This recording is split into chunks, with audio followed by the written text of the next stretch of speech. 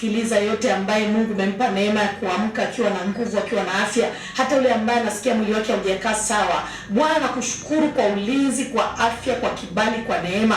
Tunakushukuru kwa wazazi wetu, tunakushukuru kwa nchi yetu ya Tanzania, tunakushukuru kwa mkoa wetu wa Kilimanjaro, tunakushukuru kwa mji wetu wa Moshi, tunakushukuru kwa kila kitu ambacho unakifanya, maana umesema ni jambo jema kukupa shukrani. Kwa kuwa Mungu, sisi hatukuwa wema sana kama hawa waliokufa. Sisi hatukuwa wema sana kama hawa ambao wamepata taarifa mbaya na mioyo yao imeshuka na kuinama. Jina lako litukuzwe, jina lako libarikiwe. Chochote tunachotaka kusema mahali hapa kikawe ni mbegu itakayodondoka ndani ya mioyo ya watoto wako, na watoto wako kasikie neno lako na likawainue mioyo yao. Kwa jina la Yesu. Amen, amen, amen. Sasa Biblia inasema katika kitabu cha Warumi mlango wa 8 mstari wa 1, sasa basi hakuna hukumu ya adhabu juu ya hao walio katika Kristo Yesu. Kwa nini? Kwa sababu sheria ya roho ule wa uzima ulio katika Kristo Yesu imeniacha huru mbali na sheria ya dhambi na mauti. Tutadiscuss sana mstari, lakini nitaanzia kidogo kuelezea kitu ambacho Mungu ameweka ndani yangu asubuhi leo kusema na wewe. Anasema sasa basi. Huyu ni mtume Paulo, alikuwa anasema na kanisa la Warumi. Na sasa hivi na mimi neno la Mungu ni jipya kila siku, linawishwa kila siku. Kwa asubuhi leo Mungu ametaka kusema na wewe hili neno. Bwana Mungu amesema kwenye kitabu cha Zaburi mlango wa 107 mstari wa 20 kwamba ulituma neno lake kutuponya na kututoa kwenye maangamizi yetu. Kwa hivyo nasema sasa basi hakuna hukumu ya adhabu kwa hao walio katika Kristo Yesu. Kinasema there is no condemnation for those who are in Christ Jesus. Kwamba hakuna hukumu ya adhabu. Unajua ni hukumu ipi ya adhabu inayozungumziwa hapa? Shetani aliposababisha Adamu na Eva wakatenda dhambi pale kwenye bustani, Shetani alichukua mamlaka juu ya mwanadamu. Kwa hiyo kuna vitu ambavyo tunavipitia kwenye maisha ambavyo vilitokana na ile adhabu ambayo adui anatupa kwa sababu ya kutokutii sauti ya Mungu. Na kuna watu wengi ambao bado hawajampa Yesu maisha, lakini wengine wameokoka lakini bado hawajui kile ambacho Mungu Yesu Kristo alifanya kwa ajili ya maisha yao. Kwa hiyo wanatembea kwenye adhabu ambazo hawazistahili. Ndio maana Biblia inasema kwamba huyu haji ili achinje na kuharibu. Kwenye kitabu cha Yohana mlango wa 10:10 anasema bali mimi nimekuja ili muwe na uzima, tena muwe nao tele. Hakuna hukumu ya adhabu, hakuna adhabu ya kifo, hakuna adhabu ya magonjwa, hakuna adhabu ya mauti, hakuna adhabu yoyote ambayo unaipitia au unatakiwa kuipitia kwa wewe ambaye uko ndani ya Kristo Yesu. Kwa sababu ukiwa ndani ya Kristo Yesu unakuwa umekufa, lakini Kristo ndio anakuwa anaishi ndani yako. Na ndio maana nimekuja asubuhi leo kwenye redio kukuambia chochote unachokipitia ambacho kimetokana na adui. Kuna wengine mnanisikiliza usiku wa leo hamkulala, mnateswa, mnakandamizwa, mnakabwa. Wengine mmelala, kuna wanaume wa kipepo wanakuja wanalala na nyie, wanawake ambao mwaelewa wanakuja wanalala na nyie. Wengine mlikuwa mmelala lakini mkachukuliwa mkaenda kulimishwa, mkapewa makazi, umeamka umechoka, mwili wako umechoka. Kitanda ni cha kwako lakini usingizi wako adui anauchukua na kukupa adhabu za kijinga.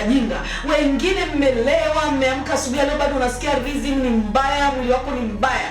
Mwingine labda usiku ulikuwa unalala tu na wanaume. Hizo zote ni adhabu ambazo adui anawapa watoto wa Mungu. Lakini nimeingia mahali hapa na neno la uzima kukuambia kwamba Biblia inasema na Yesu Kristo anasema hakuna hukumu ya adhabu juu ya hawa walio katika Kristo Yesu. Ndio maana Biblia ikasema kwamba njoni kwangu nyie wote msumbukao na wenye kulemewa na mizigo, nami nitawapumzisha. Sikiliza rafiki yangu, hizo adhabu ambazo unatembea nazo, hizo adhabu, unajua kuna adhabu nyingi sana. Kuna watu tunatembea na adhabu ambazo zilitokana na vizazi na vizazi na vizazi. Unakuta familia haipaswi kusoma, watu wanashindwa kusoma. Familia haipaswi kutajirika, watu watembea kwenye maskini. Familia ni ya ulevi, watu hata wajitahidi kiasi gani wanakuwa walevi. Hizo ni hukumu za adhabu. Kwa sababu gani? Sheria ya roho uzima, Roho Mtakatifu, roho uzima. Uzima ninaozungumzia hapa ni ule uzima ambao Yesu Kristo aliuleta. Aliyosema mimi nimekuja ili muwe na uzima. Uzima ni maisha ya milele. Uzima ni furaha ya milele. Uzima ni ile hali ya kuishi Yesu, kuishi Mungu. Sikiliza rafiki yangu, maisha hapa duniani huwezi kuishi mwenyewe bila kuishi na uzima wa Mungu. Huwezi. Usipoishi na uzima wa Mungu maana utakuwa na uzima wa shetani, na lazima atakupa hizi adhabu. Na ndio maana maisha ya watu wengi yanaharibika, yanavurugika kwa sababu adui ameingia kazini na kutupa adhabu zake. Na Biblia inasema wala msimpe ibilisi nafasi nafasi, maana mwivi aji ili achinje na kuiba na kuharibu. Mwivi aji ili achinje na kuiba na kuharibu. Leo unachokipitia, changamoto unayopitia, machozi unayopitia, ni kwa sababu mwivi alikuja wakati tumelala au wakati tumejisahau, akapanda mapando mabaya, mapando ya uovu, mapando ya machozi. Ndio maana kila siku maisha yako unahuzunika, unasononeka, lakini Biblia inasema mimi ninajua mawazo ninayowazia nyinyi wanangu, sio mawazo mabaya, ni mawazo ya amani, kuwapa nyinyi tumaini siku zenu zote za mwisho. Haleluya! Unanisikiliza mpendwa, unanisikiliza vizuri? Anasema kwa nini hakuna hukumu ya adhabu? Sio kwa sababu tumesoma, sio kwa sababu tuna pesa, sio kwa sababu tunamjua fulani na fulani, wala sio kwa sababu tunaenda sana ibadani, sio kwa sababu tunajua kuomba sana. Hapana, ni kwa sababu sheria ya roho ule wa uzima ulio katika Kristo Yesu, haleluya, umeniacha huru mbali na sheria ya dhambi na mauti. Leo nimekuja kwenye redio kukutangazia kwamba sheria ya Roho Mtakatifu, nguvu ya Roho Mtakatifu, upako wa Roho Mtakatifu unakuacha huru, unakufungua sasa hivi mbali na kila sheria ya dhambi na mauti. Biblia inasema kwenye kitabu cha Warumi 6:23 kwamba mshahara wa dhambi ni mauti. Mauti yoyote ambayo imetupwa kwenye maisha yako, ambayo ilitokana na dhambi ya aina yoyote, iwe ni dhambi ambayo ulifanya wewe, iwe ni dhambi ambayo ilifanyika vizazi na vizazi kabla hujazaliwa na unarisi kile kitu, nimesimama kwenye redio asubuhi ya leo, yoyote anayenisikiliza inatangaza kama unaamini li neno, na Biblia inasema imani huja kukusikia na kusikia neno la Kristo. Ninachokisema ni neno la Kristo ambalo lina nguvu, ni kama upanga ukatao kuwili, lina uhai. Ili neno lina uhai, ni uzima, lina nguvu, lina uwezo wa kugawanya mwili, anakugawanya roho, ya kugawanya nafsi, ya kugawanya mifupa na mishipa iliyo ndani yake. Ninasimama kama nabii wa Bwana kwenye redio asubuhi ya leo kutamka kwamba adhabu yoyote unayopitia, adhabu yoyote unayopitia kwa sababu ya dhambi, nimesimama kuilaani na kuinyamazisha kwenye maisha yako, na kuinyamazisha kwenye maisha yako, kwa sababu Yesu Kristo amekuja ili uwe na uzima, tena uwe na tele. Anasema kwenye kitabu cha Ufunuo mlango wa 3:20 kwamba tazama nasimama mlangoni na bisha, yoyote atakayesikia na kufungua mlango, nitaingia na kukaa kwake, nami nitakula pamoja naye, naye pamoja na mimi. Rafiki yangu, unaweza ukasikia sauti ukadhani ni mwanamke tu wa kawaida anaongea, au labda tunatafuta vibe, tunatafuta kujulikana. Hapana, sisi ni wajumbe, tumetumwa na Mungu. Mungu anatumia vinywa vyetu kusema na wanadamu, na Mungu anaweza kumtumia mtu yoyote kusema na maisha yako. Sijui ni kwa nini Mungu ameruhusu ufungue redio hii asubuhi ya leo. Sijui ni kwa nini Mungu ameruhusu usiende frequency nyingine asubuhi ya leo. Ni kwa sababu anataka ulisikie neno la uzima, na anakuambia mwanangu, tazama na simama mlangoni. Tazama na simama mlangoni. Inawezekana umelala usiku kucha ukiwa unalia. Inawezekana kuna watu unawazia kusaidia lakini unahisi kwamba hawawezi kukusaidia. Inawezekana umeachwa peke yako, huzuni imekujaa, ghadhabu imekujaa, hasira zimekujaa. Rafiki yangu, haya maisha ukuumba uteseke. Haya maisha hatukuumba tuteseke. Biblia inasema kwenye kitabu cha Mwanzo 1:26, Mungu akasema na tumfanye mtu kwa sura yetu na kwa mfano wetu, wakatawale samaki wa baharini na ndege wa angani na kila kitu kitambacho juu ya nchi. Wewe ni sura na mfano wa Mungu. Wewe ni sura na mfano wa Mungu. Mungu wetu amesema njoni kwangu mnaolemewa na kusumbuka. Kwa sababu gani? Hakuna hukumu ya adhabu.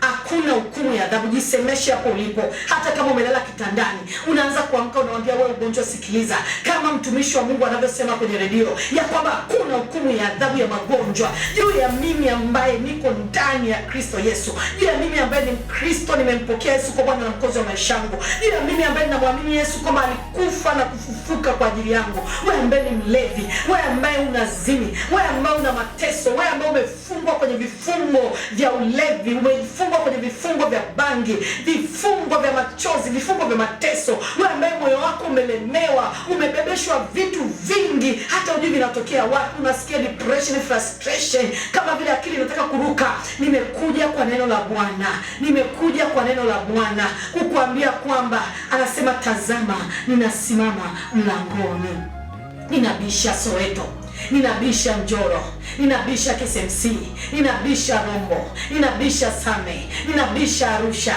ninabisha Moshi mjini, ninabisha kule Njoro, kila nyumba, kila kona. Mungu anabisha asubuhi ya leo, ili usije ukasema kwamba sikuisikia injili, ili usiseme kwamba Bwana nini ulikuja kwangu. Hapana, sauti hii inakuja kukuambia kwamba Mungu anakuwazia mawazo yaliyo mema. Yeye Warumi 8 anasema, kwa maana wale waufuatao mwili uyatafakari mambo ya mwili, bali wale waifuatao roho uyatafakari mambo ya roho. Kwa nini nimekuja hapa kwenye redio asubuhi ya leo? Rafiki zangu, huu mwili tulizaliwa, hii dunia tukaikuta na tutaiacha. Dunia ina vitu vinavyoumiza. Dunia ina vitu unasema kusemesha sana. Unakuambia kwamba uwezi, unakuambia kwamba utakufa, unakuambia kwamba sijui hauwezi kula hiki, sijui hauwezi kutembea, sijui hauwezi kupata hela, sijui hauwezi kuolewa. Sikiliza, hizo ni kelele za mwili. Anasema kwa mkuu, nia ya mwili ni mauti. Ndio maana inakuonyesha uwezi kutoka kwenye hicho kifungu. Ndio maana inakuonyesha uwezi kuokoka. Ndio maana inakuonyesha uwezi kuacha pombe. Inakuonyesha uwezi kuacha ule mchepuko. Sikiliza, nia ya mwili ni mauti. Haleluya. Na ndio maana Yesu alijua kwamba mwanadamu hawezi kushindana na mwili. Lazima nije nisulubishwe, mwili wangu upigwe, mwili wangu usulubishwe, ili miili ya watoto wangu iwe imesulubishwa pamoja na mimi. Tukaambia kwenye kitabu cha Galatia 2:20, tumesulubishwa pamoja na Kristo, lakini tu hai. Nini kiambacho kwa ini roho zetu? Anasema, na uhai nilionao ninao ndani ya Kristo aliyenipenda akanifia kwa ajili yangu. Usoma Korinto wa pili mlango ule wa 15 mstari wa 10, mlango wa Korinto wa pili mlango wa 5 mstari wa 15 anasema, naye alikufa kwa ajili ya wote, ili walio hai wasiwe hai kwa ajili yao wenyewe, bali kwa ajili yake yeye aliyekufa na kufufuka kwa ajili yao. Kwa anasema kwa kuwa nia ya mwili ni mauti. Rafiki yangu, unanisikiliza leo, huo mwili ambao unakwambia usiende kanisani, huo mwili ambao unakwambia usimsamehe huyo mtu, kila siku unaenda kumshikia mwenzako anakula bata anafurahia, huo mwili ambao unakwambia saizi uende klabuni ukanywe pombe, unajua kabisa unataka kuangamiza figo zako, maini yako na mwili wako, huo mwili ambao unakwambia leo kalale usiende kuabudu, huo mwili ni mauti. Yaani ni mauti, rafiki yangu. Anasema bali nia ya roho ni uzima na amani. Ndio maana najua kuna kitu kinakwambia kwenye roho yako, huyu dada anachokiongea ni ukweli. Kuna kitu kinakushuhudia. Unajua sauti ya Mungu sio kubwa sana, huwa inakuja kwa upole sana. Na kuna kitu kinakwambia hivi, ulianza mbona hauko kama ulivyokuwa zamani? Mbona zamani ulikuwa ni mtu unayempenda Mungu? Mbona zamani ulikuwa ni mtu wa ibada? Mbona zamani ulikuwa ni wapi ulipovua ule ujasiri wako? Ni wapi ulipovua ile karama yako na ile neema yako? Kwa akaendelea kusema hivi, mstari wa 7, kwa kuwa ile nia ya mwili ni uadui juu ya Mungu. Umenielewa rafiki yangu mzuri unayenisikiliza? Mimi ndio hapa studio mnanisikiliza vizuri na mnanielewa eh? Amen. Na mimi mnanisikiliza. Yes. Au umekatwa mnisikilize? Sikiliza. Mnanielewa? Anasema nia ya mwili ni uadui. Nasikia raja wale. Unajua mwili bwana huo. Mwili hapana. Mwili. Uone tu yani. Yaani uone tu. Yaani sasa kuna mtu sasa nasikia alikuwa mfano usiku amepanga kabisa naenda kanisani. Sasa hizi nakwambia kashaambia na shoga yake. Leo kuna sherehe mahali, kashabadilisha ratiba. Kaamka kaona nguo za kufua, kashabadilisha ratiba. Kaamka siku nasikia simu unafanyaje? Sikiliza rafiki yangu. Ndio maana mwili hautaenda mbinguni.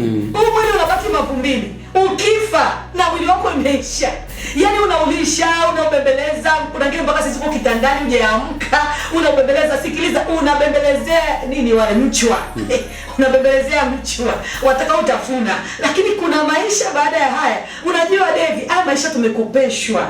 Yaani tumepewa tu mwili kwa ajili ya kuishi mapenzi ya Mungu hapa duniani. Ndio maana kile kitabu cha Zaburi 115 mstari wa 16 akasema, mbingu ni mbingu za Mungu, lakini nchi amewapa wanadamu. Lakini sikilizeni, wenyeji wetu sio duniani, tunaondoka. Na kila siku mnaona watu wanakufa, wanaondoka, wanakufa, wanaondoka. Jamani mbona mnaondoka mapema? Jamani mbona mnaondoka hivi? Sikiliza rafiki yangu, inategemea unaandaje maisha yako. Na ndio maana nakwambia, ili ukifika mbinguni, usiseme sikusikia. Na hakuna mtu anayejua ataondoka lini na ataondoka kwa namna ipi. Kwa sababu kila mtu ana namna yake na design yake ambayo Mungu anataka aondoke nayo. Inawezekana wewe unanisikiliza hata kesho usiamke. Inawezekana leo ndio siku yako ya mwisho duniani, nani ajuae? Siko kusema sana, lakini nasema kwamba at any time Yesu anaweza akamchukua mtu yoyote anayemtaka, lakini pia muda tusiojua Yesu Kristo anaweza akarudi na kulinyakua kanisa na kuwanyakua watakatifu wake. Na ndio maana nakuambia using'ang'anie mwili ambao ulikuja duniani ukapewa kwa kuishi kwa muda, ukakopeshewa. Huo mwili unakudanganya. Anasema kwa kuwa ile nia ya mwili ni uadui juu ya Mungu. Mwili wako hauwezi kukutia moyo kwenda ibadani. Mwili wako hauwezi kukutia moyo kutoa sadaka. Mwili wako hauwezi kukutia moyo kufunga na kuomba. Mwili wako hauwezi kukutia moyo kwenda kwenye maombi kama unasikia kuna kitu kinaendelea kwenye mwili wako ambacho sio sawa. Utakupa excuse. Anasema kwa maana haitii sheria ya Mungu wala haiwezi kutii. Haleluya. Amen. Wala haiwezi kutii. Yaani hakuna jinsi mwili wako utakushawishi kwamba leo nenda kanisani, lakini ukipa nafasi roho yako utaweza kushinda. Wale wafuatao mwili hawezi kumpendeza Mungu. Umeona hapo rafiki yangu? Na wewe uliumbwa ili umpendeze Mungu. Anasema lakini ikiwa roho wa Mungu anakaa ndani yenu. Huyo roho niliyemleta leo ndani ya moyo wako. Huyo roho nilimleta leo kwenye hii madhabahu na kwenye huduma hii. Ninyi amfuati mwili bali mnaifuata roho. Kwa maana kama pia hujamruhusu roho Mungu aingie ndani yako, huwezi kuwa na uwezo wa kufuata roho. Kwa sababu mwili una nguvu. Kwenye kile kitabu cha Galatia mlango wa nadhani 15 pale anasema mwili unashindana na roho. 24:25. Anasema wala hivi havijawahi kushinda. Yaani mwili na roho vinashindana. Yaani mwili unakutaka, Roho Mtakatifu anakutaka. Ndio maana hata sasa umekaa kwenye mashindano. Niende kanisani nisende. Yaani sikiliza rafiki yangu mzuri na nisikiliza. Lakini ikiwa roho Mungu napasika yanda. Repo sakatara mama. Anakaa ndani yenu. Nini amfuate mwili bali waifuata roho. Akasema mstari wa 10 na Kristo akiwa ndani yenu. Mwili wenu umekufa kwa sababu ya dhambi. Haleluya. Anasema mwili yetu imekufa. Shetani akikwambia kanywe pombe, unasema siendi kunywa pombe. Shetani akikwambia usiende ibadani, unasema naenda ibadani. Shetani akikwambia usitoe sadaka, unasema namtolea Mungu sadaka. Shetani akikwambia nenda kazini, unasema sivui sketi yangu, sishushi kaptula yangu, siendi kwa hiyo mwanamke mchebuko. Nimesemaje? Sizini. Na ukiwa unaongea hivyo kuna nguvu ya Roho Mtakatifu ambayo ina backup, ambayo inakushikilia. Sikiliza wapendwa, kuishi maisha matakatifu duniani inawezekana. Hata kudanganywa na mwili. Ukiomba kwamba huwezi kuishi bila uzinzi wewe, huwezi kuishi bila pombe wewe. Ni wewe umeamua. Ni mwili wako unakutengenezea hivyo. Ila kuna watu tunaishi hatuzini duniani. Kuna watu tunaishi hatunywi pombe. Kuna watu tunaishi hatudanganyi. Sikiliza, sio kwa sababu tunajifurahisha, ni kwa sababu kuna neema ya Mungu ambayo imeingia ndani yetu. Kuna roho ya Mungu ambaye imeingia ndani yetu. Anatupa nguvu, anatupa neema. Yaani ni neema, by the way, ni neema. Ni neema. Ni issue ya neema. Na ile neema tulikubali, na ndio maana nataka na wewe ukubali ili uvunje ilo kongwa la dhambi ambalo linakutesa. Anasema Kristo akiwa ndani yenu, mwili wenu umekufa kwa sababu ya dhambi na roho yenu i hai kwa sababu ya haki. Akasema 11, lakini ikiwa roho yake yeye aliyemfufua Kristo katika wafu anakaa ndani yenu, yeye aliyemfufua Kristo atafufua na miili yenu iliyo katika hali ya kufa kwa roho yake anayekaa ndani yenu. Hallelujah. Hallelujah. But the Spirit of God that resurrected Jesus from the cross, it will resurrect your life. Hallelujah. Na hicho ndio ambacho nimekuletea asubuhi ya leo. Kuna roho Bwana ambaye alimfufua Kristo katika wafu, ambaye alishuka kwenye ile kaburi akaondoa ile jiwe, na Yesu Kristo akavalishwa mwili usioharibika. Yesu akaondoka kaburini. Yesu akatoka kwenye kaburi. Naamini kabisa kwamba Yesu hayupo kaburini. Kama unaamini ndio naongea na wewe. Wewe ambaye huamini nyamaza. Ila naongea na wewe ambao unaamini kabisa Yesu alikufa na akafufuka.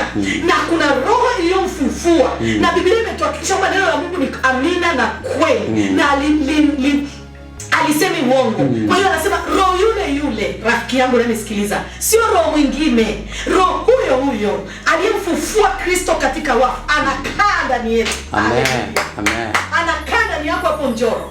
Anakaa ndani yako hapo Majengo. Anakaa ndani yako kule Same. Anakaa ndani yako hata ukiwa kwenye kitanda cha hospitalini. Na ndio maana leo lazima upone. Leo lazima uinuke. Leo lazima usimame. Anasema yeye aliyemfufua Kristo yuko duniani sasa hivi. Anatafuta mtu atakayefufua maisha yake. Anatafuta mtu atakayefufua uchumi wake. Anatafuta mtu atakayefufua kazi yake. Anatafuta mtu atakayefufua ndoa yake. Amekaa mlangoni anabisha. Na amenituma kwa sauti iliyojaa upako na nguvu za Bwana. Bwana, kwamba utakapofungua moyo ataingia, atafufua, atafufua rama sika yanda ukaanza kuabudu riposa katara mama atafufua, atafufua, atafufua, atafufua chochote kile kilichokufa, chochote kilichoharibiwa. Ninasikia nguvu ya Mungu imejaa kwenye studio hii, na niko tayari kuanza kutamka watu kufufuliwa, wale walionaswa kwenye mitego, wale walionaswa kwenye makaburi, wale walioshikiliwa kwenye magonjwa, kwenye ulevi, kwenye umaskini, kwenye machozi ya moyo, maumivu ya moyo, roho za madeni, roho yule aliyemfufua Kristo katika wafu anakaa ndani yako, anakaa ndani yangu, na roho huyo ambaye leo tunamtamka, ambaye leo tunamsema kwa ujasiri, atafufua na miili yetu, na biashara zetu, na kazi zetu, na watoto wetu, na huduma zetu. Kwa pendo lako, asante kwa Jumapili ya tarehe 30 mwezi wa 11 mwaka 2025 ambayo Mungu ulipanga kwenye ratiba za dunia na ratiba za mbingu, ya kwamba leo nitampa Yesu maisha.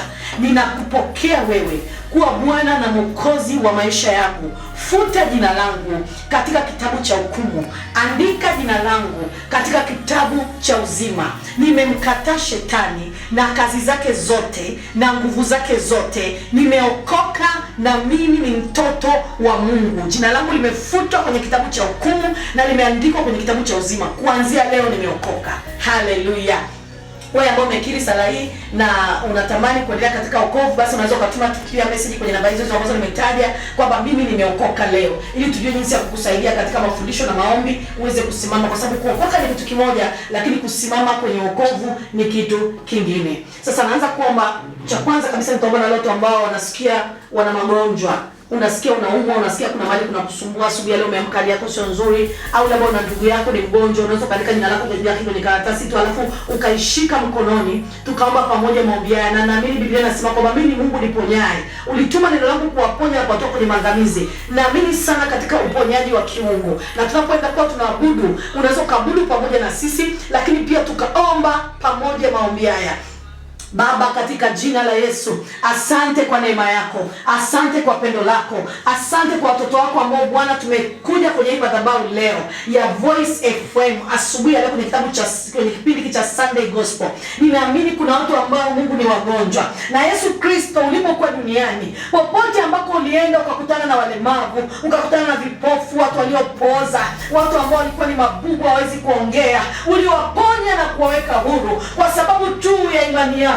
Kuna watu wanaonisikiliza leo, wengine wako kwenye vitanda vya hospitali, wengine wameshika karatasi na majina ya watu wao karibu, wazazi wao, ndugu zao. Wengine wamepewa taarifa mbaya za hospitalini, iwe ni kansa, iwe ni HIV, iwe ni ukimwi, iwe ni kitu chochote, magonjwa ya kichwa, magonjwa ya migongo, pressure, sukari, magonjwa ya macho, masikio, kifua, magonjwa ya tumbo, vidonda vya tumbo, ripa, sika, indo, robo, seke, tereba, sakata, manderema, sika, yanda, ripo, sakatana, mama, reko, saka, yanda. Ninakulani we ugonjwa, ninakulani we mauti, ninakulani, mwachilie huyo mtu sasa. Leo ni siku ya Bwana, siku ni Bwana ameifanya. Tufurahi na kushangilia mbele zake. Nami nimekuja na sauti ya Mungu ya uponyaji juu ya huyo mwanamke aliyeko hapo kitandani, juu ya huyo kijana, juu ya huyo baba ambaye amekaa kwenye hicho kitanda hawezi kunyanyuka kwenda kusaidia familia yake. Mungu, ninaomba rehema zao juu yao.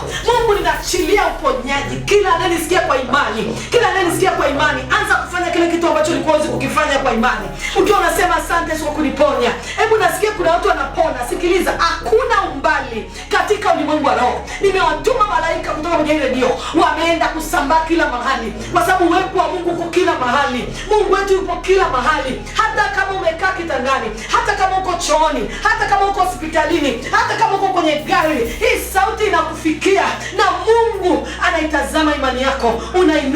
Unainuka.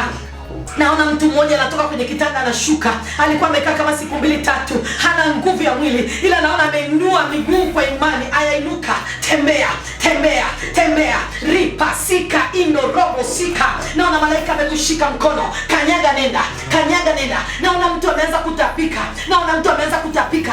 Endelea kutapika. Huo ni uchafu ambao shetani alikulisha. Vyakula vya kichawi ulilishwa usiku. achilia, achilia, achilia. Remasika yanda rabasekete rebasika yanda.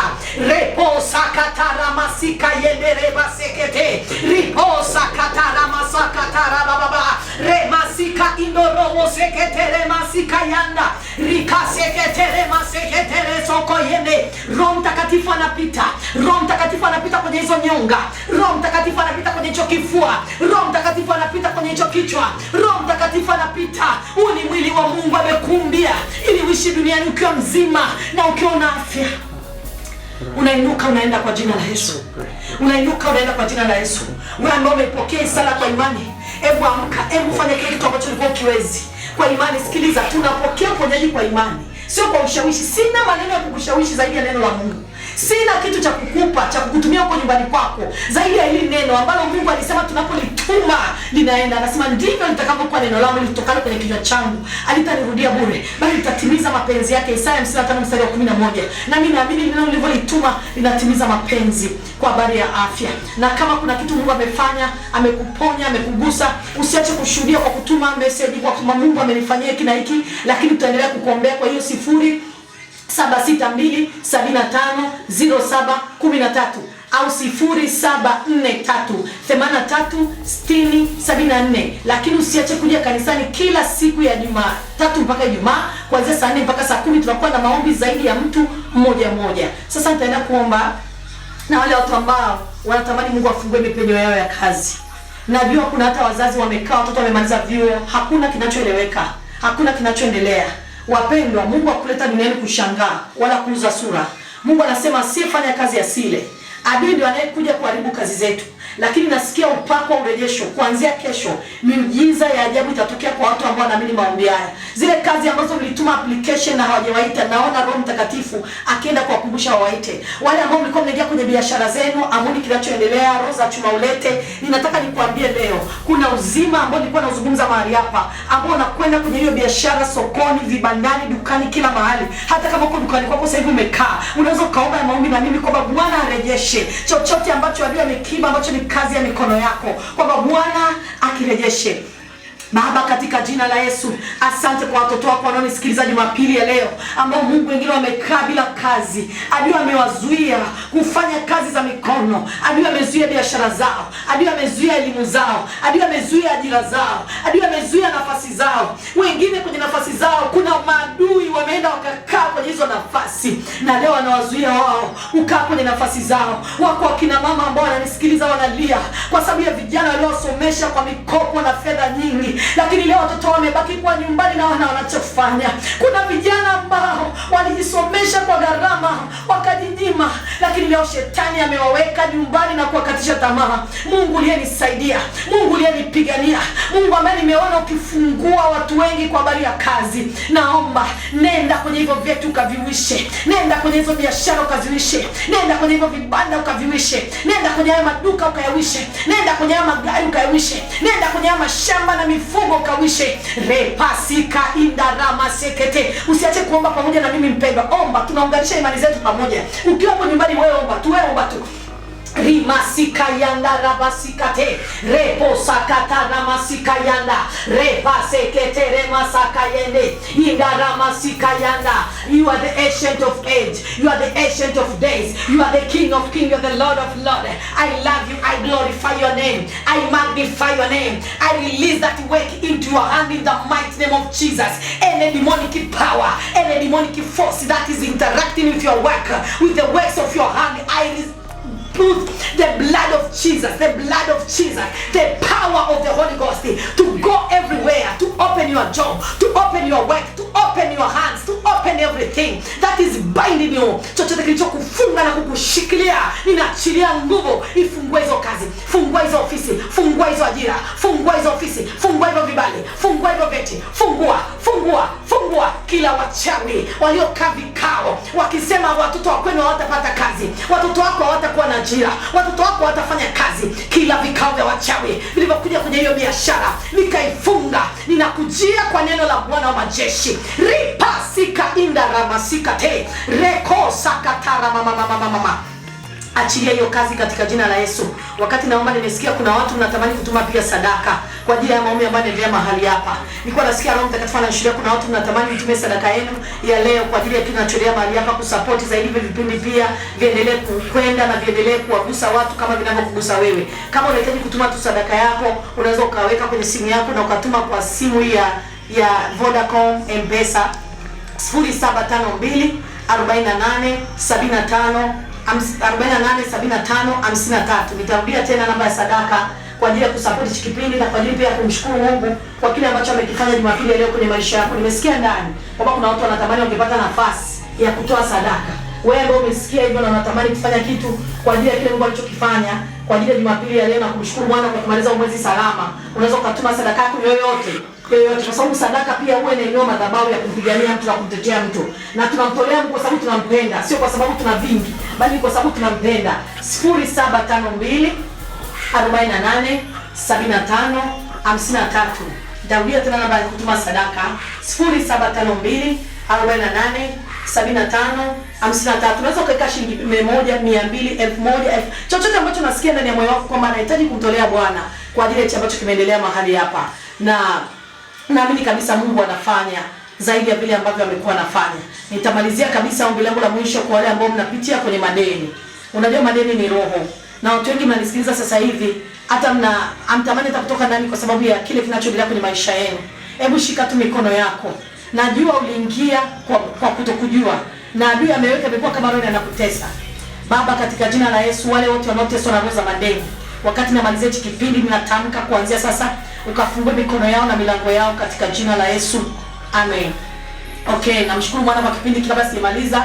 Nitangaze ibada zetu kama tulivyosema. Mimi ni mchungaji wa kanisa la Champions of God Assembly linalopatikana hapa Moshi mjini kabisa. Na ibada zetu ni siku ya Jumapili kama leo. Karibu sana ibadani. Tumeomba kidogo sana hapa, lakini ukija kanisani utapata muda mrefu sana wa sisi kuomba na wewe na utafunguliwa zaidi. Na kanisa letu liko pale Motown Kaosh, mkabala kabisa na ofisi za reli, maeneo ya hapo relini kabisa, karibu maeneo ya Njoro huko. Ukifika tu relini pale unapata tiketi, pembeni kuna kumbe inaitwa Motown Kaosh. Utafika pale kwenye ibada za Jumapili, ila pia tuna ibada za Bible study kila Jumanne na tuna ibada za kufunguliwa, maombi ya kufunguliwa katika vifungo mbalimbali kila siku ya Alhamisi kuanzia saa 10 jioni.